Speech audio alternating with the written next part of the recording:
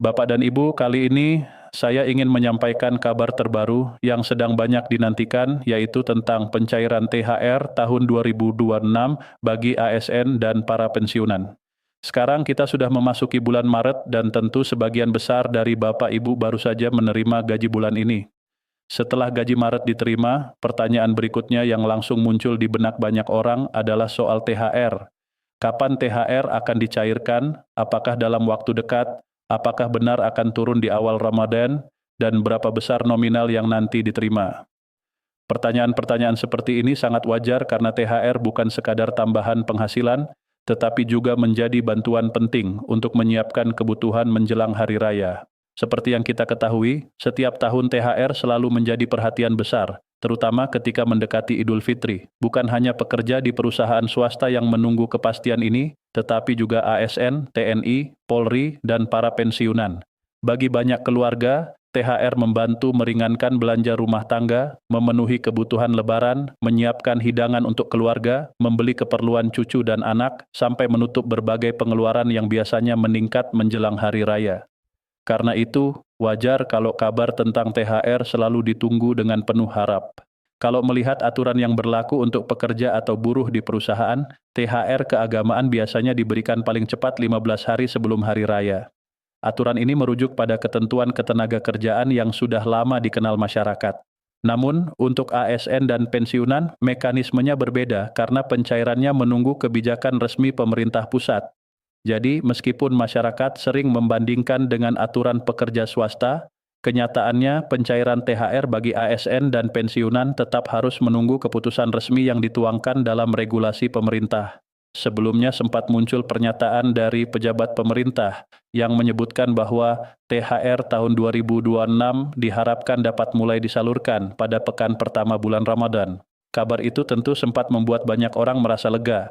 Banyak yang kemudian memperkirakan bahwa pencairan akan terjadi di akhir Februari atau setidaknya di hari-hari pertama Maret. Harapan itu cepat menyebar kemana-mana sehingga banyak masyarakat mulai menunggu dengan penuh antusias. Namun sampai awal Maret ini, pencairan yang ditunggu-tunggu ternyata belum juga terlaksana.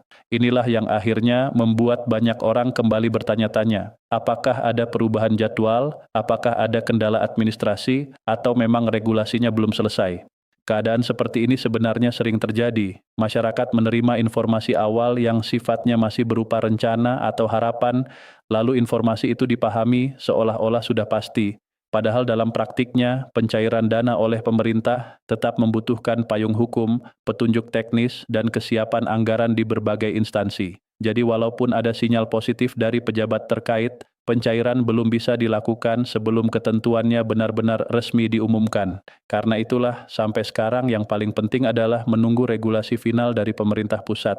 Menariknya, dari sejumlah daerah sudah terlihat bahwa persiapan anggaran sebenarnya mulai dilakukan. Ada pemerintah daerah yang sudah menyiapkan dana dalam APBD untuk pembayaran THR kepada ASN di wilayah masing-masing.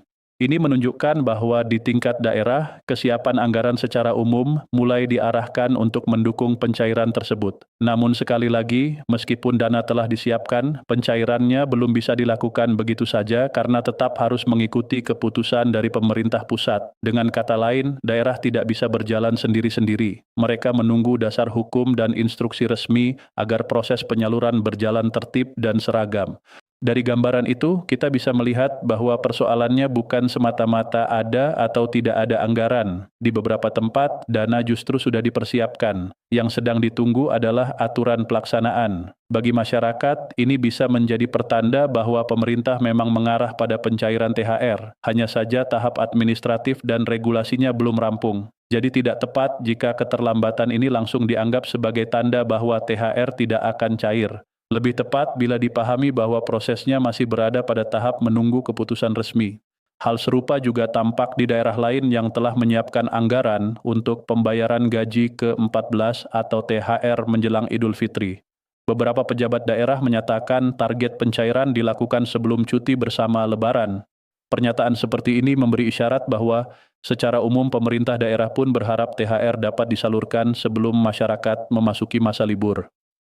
Bagi banyak pegawai dan pensiunan, waktu pencairan memang sangat penting. Jika cair lebih awal, maka persiapan hari raya menjadi lebih tenang. Belanja bisa dilakukan dengan lebih terencana, pengeluaran bisa diatur, dan kebutuhan mendesak tidak menumpuk di saat-saat terakhir. Selain soal jadwal pencairan, hal lain yang juga banyak ditanyakan adalah besaran THR tahun 2026. Pemerintah dikabarkan telah menyiapkan anggaran yang cukup besar untuk THR ASN, PNS, TNI, Polri, dan kelompok terkait lainnya. Jika dibandingkan dengan tahun sebelumnya, nilai anggaran yang disiapkan untuk tahun 2026 disebut lebih tinggi. Kenaikan total anggaran ini tentu menimbulkan harapan bahwa komponen yang dibayarkan tetap lengkap dan nilainya cukup membantu masyarakat. Besarnya perhatian terhadap angka ini sangat bisa dimengerti, karena dari situlah masyarakat mencoba memperkirakan berapa dana yang nanti akan masuk ke rekening masing-masing. Untuk ASN aktif, THR biasanya terdiri dari beberapa komponen, bukan hanya gaji pokok. Ada juga tunjangan yang melekat, seperti tunjangan keluarga, tunjangan pangan, tunjangan jabatan, dan dalam kebijakan tertentu juga termasuk tunjangan kinerja. Karena itu, jumlah THR yang diterima tiap orang tidak sama. Nilainya bergantung pada pangkat, golongan, jabatan, dan komponen penghasilan yang melekat pada masing-masing individu. Semakin tinggi golongan dan semakin besar komponen tunjangannya, biasanya semakin besar pula jumlah THR yang diterima. Pada kelompok ASN, kisaran gaji pokok memang berbeda-beda menurut golongan. Golongan 1 tentu berada pada tingkat yang lebih rendah dibanding golongan 2, 3, dan 4. Kenaikan gaji pokok dari satu golongan ke golongan berikutnya menunjukkan adanya jenjang tanggung jawab dan masa kerja yang berbeda.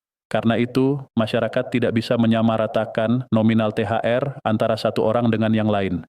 Yang sama adalah hak untuk menerima sesuai ketentuan, tetapi jumlahnya akan mengikuti struktur penghasilan masing-masing. Sementara itu, untuk para pensiunan, perhatian masyarakat biasanya tertuju pada berapa besar komponen yang akan dibayarkan sebagai THR. Para pensiunan tentu berharap pemerintah tetap memberikan dukungan yang layak karena mereka juga menghadapi kebutuhan yang tidak sedikit menjelang Lebaran. Walaupun penghasilan pensiunan berbeda dengan pegawai aktif, THR tetap menjadi bantuan yang sangat berarti. Banyak pensiunan menggunakan dana itu untuk kebutuhan rumah tangga, biaya obat, kebutuhan cucu, persiapan mudik, atau sekadar menambah rasa tenang saat menyambut hari besar bersama keluarga. Di tengah penantian pencairan THR ini, ada satu hal yang justru sangat penting untuk diperhatikan, yaitu soal keamanan dan kewaspadaan terhadap penipuan. Menjelang momen pembayaran seperti THR, biasanya banyak oknum yang memanfaatkan keadaan. Mereka tahu bahwa masyarakat sedang menunggu informasi, sedang berharap ada dana masuk, dan sedang mudah percaya pada kabar yang terlihat meyakinkan. Kondisi seperti inilah yang sering dipakai pelaku kejahatan untuk menjalankan aksinya. PT Taspen telah mengingatkan para pensiunan agar lebih waspada terhadap berbagai modus penipuan yang mengatasnamakan perusahaan tersebut. Peringatan ini sangat penting karena korban penipuan seringkali justru berasal dari kalangan yang sedang menanti informasi resmi. Pelaku biasanya menghubungi calon korban melalui telepon, pesan singkat, atau WhatsApp. Mereka berpura-pura menjadi petugas resmi, lalu berbicara dengan nada meyakinkan. Ada yang mengatakan ada kenaikan gaji pensiun, ada pembagian dividen, ada sisa asuransi, ada bantuan sosial, atau ada pencairan dana tertentu yang harus segera diproses. Modus seperti ini berbahaya karena dibuat sedemikian rupa agar korban merasa sedang dilayani secara resmi.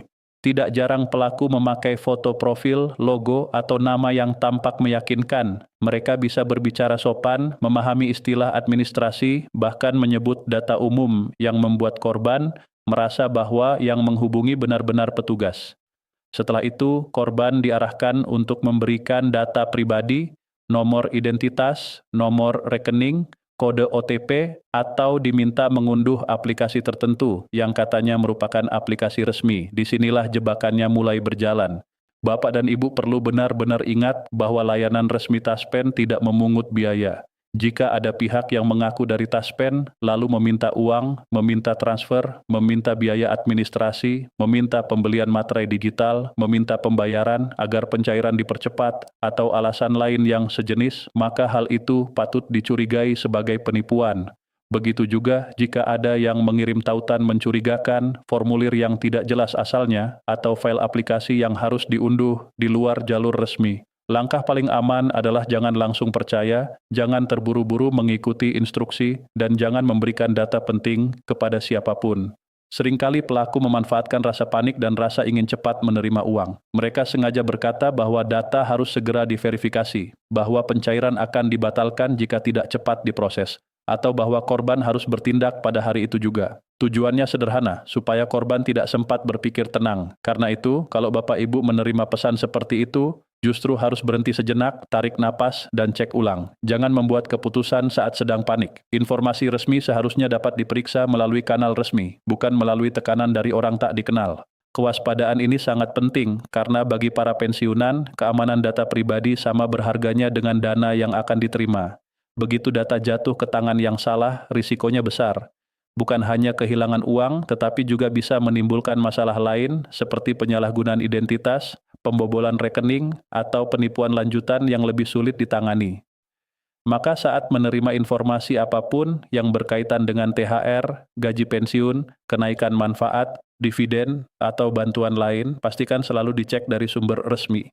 Di sisi lain, masyarakat juga perlu menahan diri agar tidak terlalu mudah menyebarkan kabar yang belum jelas. Kadang-kadang satu potongan informasi yang belum lengkap langsung diteruskan ke grup keluarga, grup tetangga, atau grup pensiunan, lalu dianggap sebagai kabar pasti. Akibatnya, banyak orang berharap terlalu cepat, lalu kecewa ketika ternyata belum sesuai kenyataan. Lebih baik menerima informasi dengan tenang, memeriksa sumbernya, lalu menunggu pengumuman resmi. Sikap seperti ini bukan berarti pesimis, melainkan justru bijak agar kita tidak mudah diombang-ambingkan oleh kabar yang berubah-ubah. Kalau disimpulkan dari perkembangan yang ada sekarang, posisi kita masih berada pada tahap menunggu regulasi resmi dari pemerintah pusat. Sinyal mengenai pencairan THR memang sudah ada. Sejumlah daerah juga tampak telah mempersiapkan anggaran. Pemerintah pun disebut telah menyediakan alokasi dana yang besar. Namun sampai saat ini, kepastian tanggal pencairan masih belum diumumkan secara resmi. Karena itu, yang paling masuk akal adalah tetap bersiap, tetap memantau informasi, tetapi tidak terburu-buru mempercayai kabar yang belum final. Bagi Bapak Ibu pensiunan, penantian seperti ini tentu bukan hal mudah. Banyak yang sudah mulai menghitung kebutuhan rumah tangga untuk Ramadan dan Lebaran. Ada yang harus membeli obat, ada yang ingin membantu anak cucu, ada yang harus menyiapkan kebutuhan dapur, ada pula yang berharap bisa sedikit bernapas lega dengan adanya THR. Semua harapan itu sangat manusiawi. Karena itu, pemerintah memang diharapkan segera memberikan kepastian agar masyarakat tidak terlalu lama menunggu dalam ketidakjelasan. Meski demikian, selama keputusan resmi belum keluar, sebaiknya kita tetap mengatur keuangan dengan hati-hati. Jangan sampai terlalu bergantung pada tanggal yang belum diumumkan. Kalau ada kebutuhan mendesak, prioritaskan yang paling penting lebih dulu. Jika nanti THR sudah benar-benar cair, barulah dana itu bisa digunakan untuk menambah kebutuhan lain. Sikap hati-hati seperti ini akan membantu keluarga tetap tenang, meskipun informasi resmi belum terbit. Yang juga perlu dijaga adalah suasana hati. Jangan sampai karena terlalu sering mendengar rumor, pikiran menjadi gelisah setiap hari. Hari ini mendengar kabar akan cair besok, besok mendengar kabar mundur lagi, lusa ada lagi yang bilang sudah masuk padahal belum jelas. Putaran kabar seperti ini bisa membuat capek sendiri. Lebih baik fokus pada informasi yang benar-benar berasal dari sumber terpercaya. Dengan begitu, kita tidak habis energi hanya untuk menunggu kabar yang belum pasti. Saat ini harapan masyarakat masih cukup besar bahwa pengumuman resmi akan keluar dalam waktu dekat. Banyak yang memperkirakan bahwa setelah aktivitas pemerintahan kembali berjalan normal di hari kerja, informasi lanjutan akan lebih mudah diketahui. Karena itu, hari-hari awal pekan biasanya menjadi waktu yang paling sering dipantau masyarakat. Jika memang regulasi sudah siap, bisa saja pengumuman disampaikan dalam waktu dekat. Namun sampai hal itu benar-benar terjadi, kita tetap harus bersikap tenang dan tidak melompat pada kesimpulan. Jadi, inti dari semua perkembangan ini adalah bahwa THR 2026 bagi ASN dan pensiunan masih sangat mungkin dicairkan, tetapi masyarakat masih menunggu keputusan resmi mengenai waktu pelaksanaannya. Anggaran sudah disiapkan, sinyal kebijakan sudah muncul, dan daerah-daerah juga tampak bersiap. Namun pencairan belum dapat dilakukan sebelum regulasi pusat diterbitkan. Sambil menunggu, para pensiunan diminta untuk lebih waspada terhadap penipuan yang mengatasnamakan taspen dan jangan mudah memberikan data pribadi kepada pihak yang tidak jelas. Semoga dalam waktu dekat ada kabar yang benar-benar pasti, sehingga Bapak dan Ibu bisa menyambut Idul Fitri dengan hati yang lebih tenang. Sampai pengumuman resmi keluar, mari kita jaga kewaspadaan, jaga keuangan, dan jaga ketenangan pikiran. Harapan itu tetap ada, tetapi harus disertai kehati-hatian. Dengan begitu, saat kabar resmi datang nanti, kita bisa menyambutnya dengan lega tanpa harus melalui kekhawatiran yang tidak perlu.